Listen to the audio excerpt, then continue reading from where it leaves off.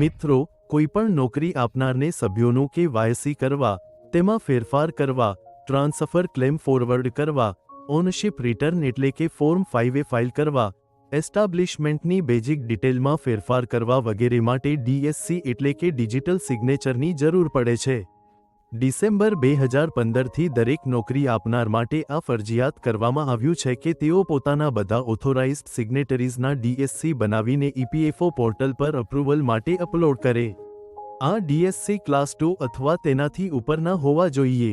આ વિશે વિગતવાર દિશાનિર્દેશો EPFOએ 10 ઓક્ટોબર 2024ના પરિપત્રમાં જાહેર કર્યા છે. ચાલો EPFOમાં DSC રજિસ્ટ્રેશનની પ્રક્રિયા જાણીએ.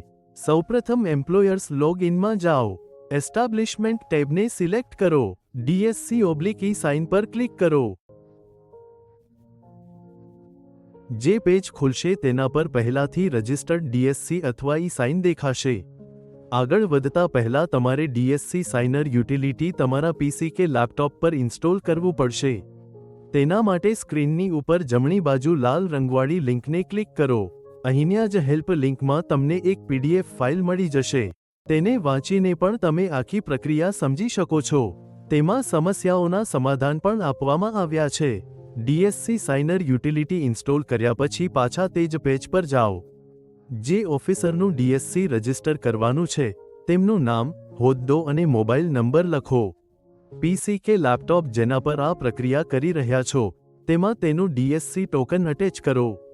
બધી ડિટેલ્સ ભર્યા પછી રજિસ્ટર DSC બટન પર ક્લિક કરો.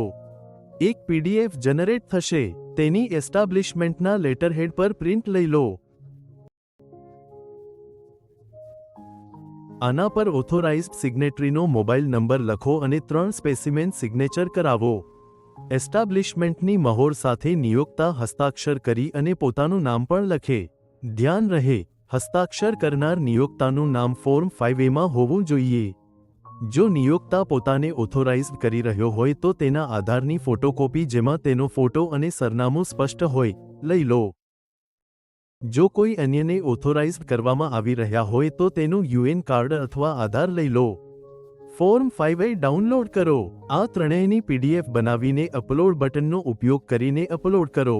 સબમિટ થયા પછી તેનું એપ્રુવલ EPFOના સંબંધિત કાર્યાલયમાં સક્ષમ અધિકારી દ્વારા કરવામાં આવશે. તેને તમે વ્યૂ ટેબમાં જોઈ શકો છો. અમે તમને જણાવી દઈએ કે હવે તમારે કોઈપણ પત્ર કે ડોક્યુમેન્ટ EPFOમાં જમા કરાવવાના નથી. EPFOની મંજૂરી પછી DSC ઉપયોગ કરવા માટે તૈયાર છે.